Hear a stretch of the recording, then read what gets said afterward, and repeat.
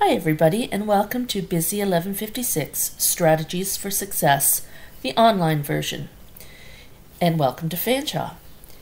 Busy 1156 is a course that we've designed for students to become more successful with your time here at Fanshawe and in your upcoming careers.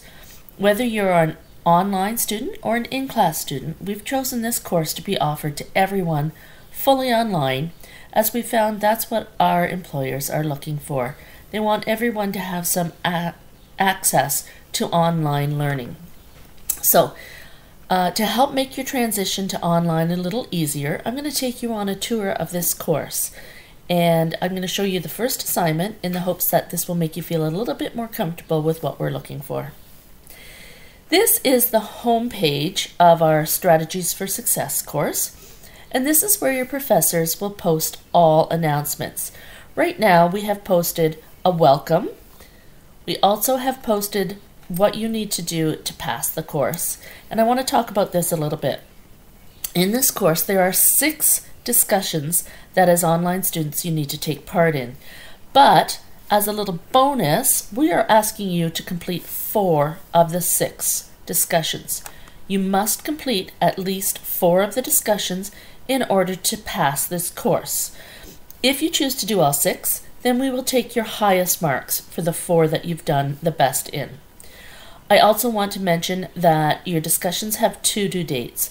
The initial posting is due on Wednesdays, and the final posting is due on Sundays. The reason that we have the 2 dates is so that you can do your initial post, your friends in the class can respond to you, and then you can respond back to them before the due date of the Sunday. And again, when you get into this part of the course, it will be explained to you in more detail. The other part of the course that you have to complete in order to pass is the Academic Integrity Quiz, and this is actually assignment number 3. Not only do you have to pass it, but you must pass it with 16 out of 20, which is an 80%.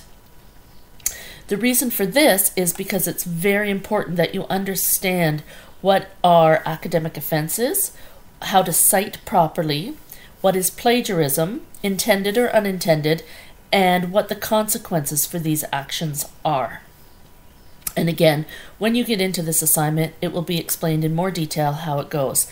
The nice thing about it is it's a quiz that you do on Fanshawe Online. You have unlimited attempts, and you can have the PowerPoint open while you're doing it. The next thing I have posted for you here in the news section are the academic due dates. So these are the dates that your assignments are due, and as you can see there are 6 assignments that we're going to ask you to do throughout the semester. This is when it was run as an in-class course. It was a 1-hour-a-week course. So we expect you to spend approximately 1 hour reviewing the notes on the course that's posted under content, and additional time doing your assignments. Everything will be open from September the 4th, continuing through to the end of the semester. So if you want to move ahead, if you have a slow week in some of your other classes, you can always move ahead with your work in this course. Just noting that the due dates for both the discussion and the assignments never change. And the last thing I have posted in the news section are your discussion due dates. Again, here's a list of the 6 discussions that we have, and you can choose which ones you want to do. Of course, we encourage you to do all 6 just to keep your grades up as high as you can. Another thing that you will find here on the home page is your instructor information. At this point it's not filled in. I am the course master, but I am not your professor. So your professor will fill in their information here so you'll know how to contact them. And the last thing I really want to point out is the calendar. When you are an online learner, it's imperative that you are good at time management. So what I've done here is I've put in all the due dates for this particular course, and I encourage you to take this information and copy it into your own calendar, whether that's on your phone, your laptop, or a hard copy calendar. It's really important that you keep track of everything that's due and when it's due. So now I'm going to take you on a little tour of the course, how it's set up, and what our expectations are. So for every course in Fanshawe Online, it's set up the same. There's content, communications, evaluations, resources, and then these two won't affect you as a student. They're for your professors. I am just going to switch to student view. Okay, so under content, this is where we post all of the PowerPoints that we want you to read, the list of your assignments, the instructions for the assignments, and so on. How your content is set up will differ from course to course and professor to professor, but for this particular course it will be the same for everyone. I have posted the online weekly schedule here, and you'll notice that I've also posted that online weekly schedule under week 1. I posted it in 2 places because sometimes I've had emails from students saying they couldn't find it when it wasn't posted under week 1. Okay. I've also broken this down so that I have all 6 assignments posted here for you, and when you click on the little drop down arrow beside it and you go to download, the file will open for you. I'm just going to wait for a second while that downloads. Alright, so here it is down here at the bottom, and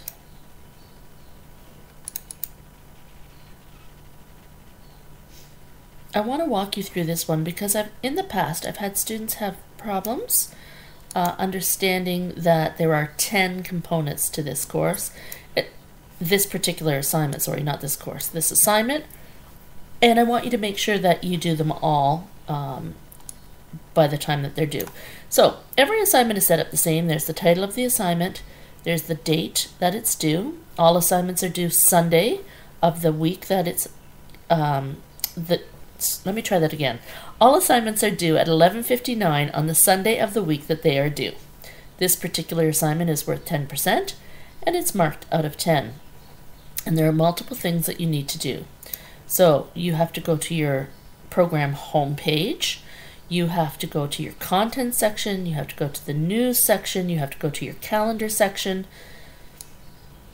you need to complete a quiz, you need to do a discussion, you need to post a link in the discussions, you need to access some PowerPoints, and then send an email. So basically this assignment walks you through all the functions of Fanshawe Online just to help you feel more comfortable with how it works. So what I'm going to do now is just show you all those little areas so that you can understand how they work. So again, we currently are in content, and I have 2 ways of accessing this. If I go just leave it in table of contents, I can scroll down and see everything as it's posted. Or if I prefer, I can just click here on the left hand side and it will open each section as I go. So I may want to see week 1. I click on week 1 and there's my schedule and there's my first PowerPoint to watch. Okay, so again, click on the arrow here, click on download, and then your PowerPoint or your assignment will open for you. Okay. The next place I want to take you is to communications. So there's a drop down arrow here. There's a few things that you will be using in this class. The first one are discussions. So when I click on discussions, you can see that there's a discussion list here. Here's the welcome discussion forum. You're going to click on class introductions and you're going to start a new thread, and then you will type in your name, where you're from, why you're taking this course, and answer whatever questions it is that they've asked you in that particular discussion. Okay. The next one is where you're going to post your favorite links. So you're going to go to a website that you like, and you're going to copy and paste the address and post it into your discussion here. Okay. There are several other discussions that will come up once the course begins, and those are the 6 discussions that we've asked you to complete by the due dates listed in the first page of our course. Groups and surveys we are not going to use in this class, but you may use them in some of your others. Under evaluations, of course, everybody wants to know how things are graded, so we're going to go to grades. And at this point, you won't be able to see any of your grades because I've not passed my academic integrity quiz with the 16 out of 20. So until you pass the academic integrity quiz with 16 out of 20, none of your grades will be shown. It's just a little reminder that you need to get that done. Under quizzes, you can see the quizzes that you'll have to do for this course.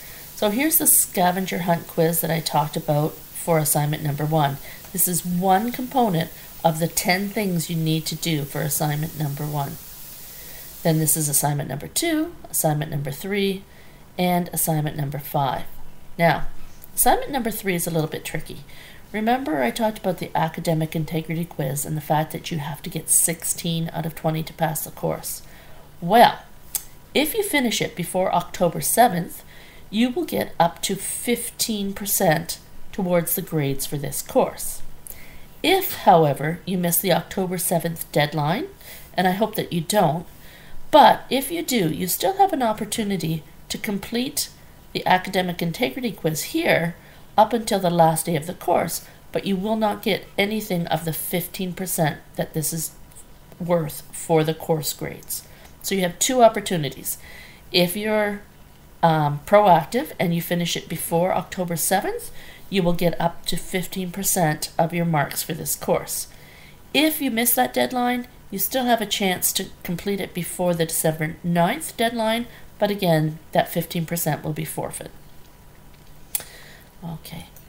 Also under evaluations, we have submissions. This used to be called Dropbox for anybody who's been to Fanshawe before.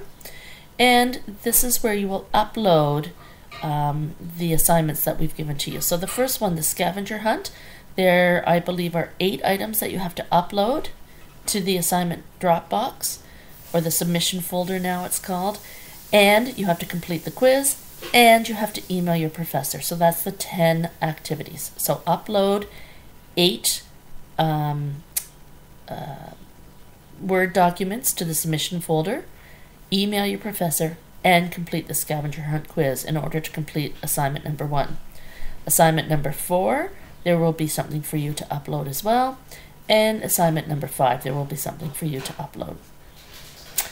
All right, so grades, quizzes, and submissions under evaluations.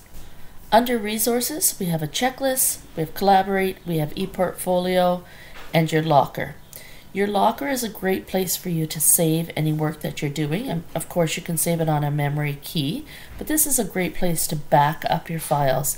And if you ever forget your key when you're heading into class or working from a location other than your home, you can always access your saved files here. The checklist I'm not using for this particular course, but we may use it in other courses. And basically what this does is it takes your weekly schedule and it breaks it down into components with due dates as to when you have to complete them. And then Collaborate is something that your professors may use if you're in a fully online student. And that's where I may be teaching in the classroom and recording it at the same time so that those of you at home can watch the actual lecture as it takes place. And this ePortfolio is a great place for you to save documents or work that you're very proud of. You can put your resume in here. It's just a great way to start collecting things that you'll want to show potential employers when you graduate. And the last thing to show you is our help.